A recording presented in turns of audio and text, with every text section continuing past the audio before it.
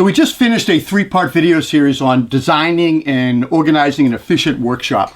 This particular video, I want to talk about my router table and the improvements that I've done over the last 3 years. So, on a job site, we rig up makeshift router tables with plywood and we drop an insert in.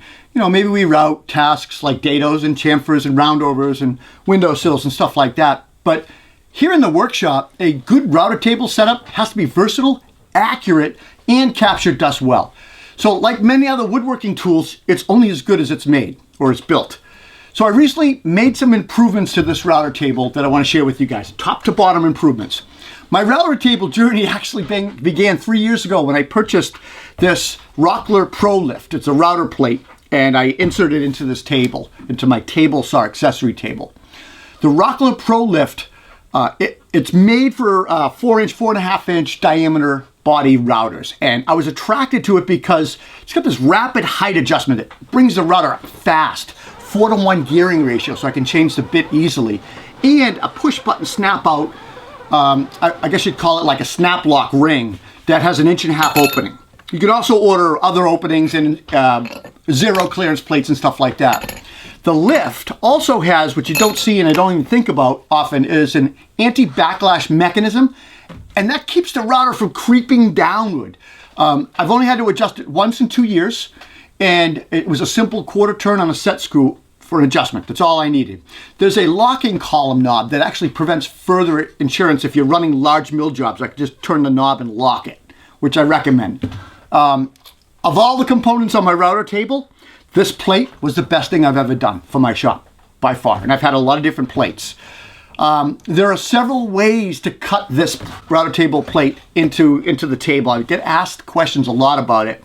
The goal is obviously you want it flat and flush, and I'm a big story pole kind of template guy, so that's what I did. I created a template to do this. A template basically is going to reduce errors by minimizing tedious measuring. Keep the tape measure away, right?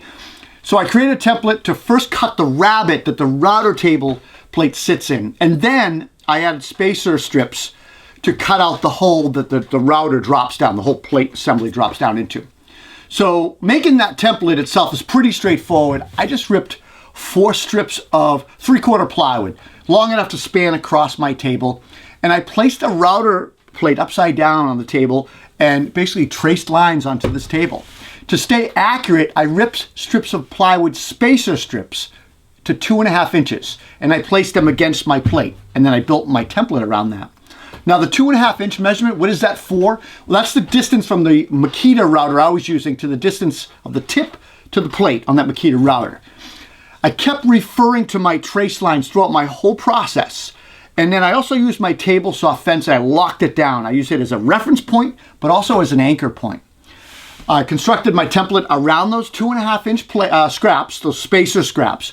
And then I screwed the 4 parts of the template together using smaller strips of plywood, almost like a gusset or something. The next step is I clamp those strips down to the table saw table, the extension table here.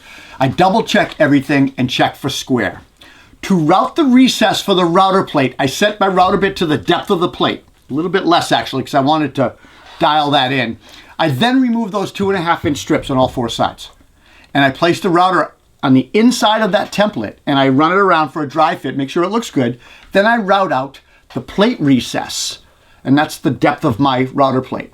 Now to cut out the center cutout, I used a 1/4 inch bit for that because it takes up less space and less dust. To do that though, I add 1/2 inch spacer strips to the inside of my template. What does that do? Well, that's gonna move the router 1/2 inch in. And basically that's gonna cut out the drop for the router to go in. And I actually did a separate video a while back on how I did that with way more detail. It's on the YouTube channel. Just search for Rockler Pro Lift, you'll find it. So the next improvement that I did to the router table was upgrading this fence. And in years past, I actually had this like wood U-shaped thing that fit over my table saw fence. It was awesome. Had an extension, dust collection. It worked great, but I was unable to use the table saw if I had my router set up. And sometimes you need to do that, right? So I opted to buy an aftermarket fence. I went with the Rockler Pro Fence. I like this fence because it's got these sliding fences. It's got an adjustability back and forth, and I can add feather boards and most importantly, dust collection.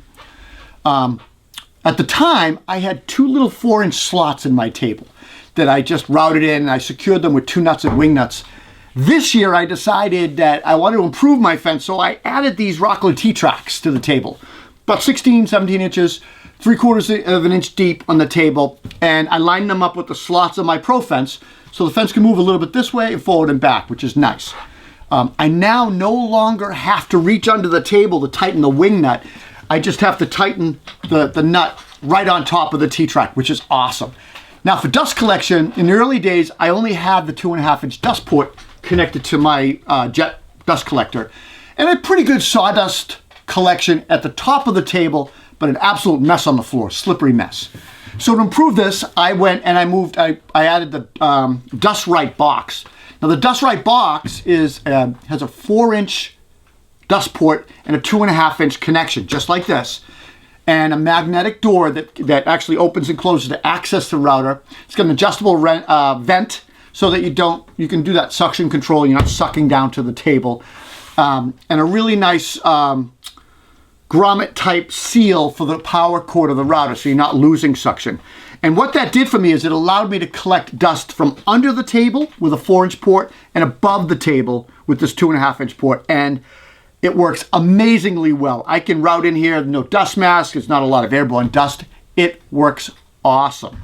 So those are the major updates that I did to my router table. It's off of my table saw, and I got most of the stuff at Rockler, which is right down the street.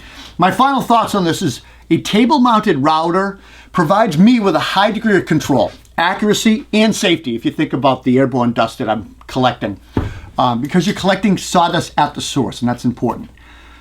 Look, that's it for this video. Please check out that 3-video workshop series we did. We've been trying to do some of the different videos in the shop, organizing a small shop. Don't forget to follow me on Instagram at Concord Carpenter, and also follow our tool review site, Toolbox Buzz, and that is at Toolbox Buzz. I'll see you guys next time. Take care. Please consider supporting this channel. Like the video, leave a comment, but more importantly, subscribe and click the notification bell so you don't miss any future videos. Thank you.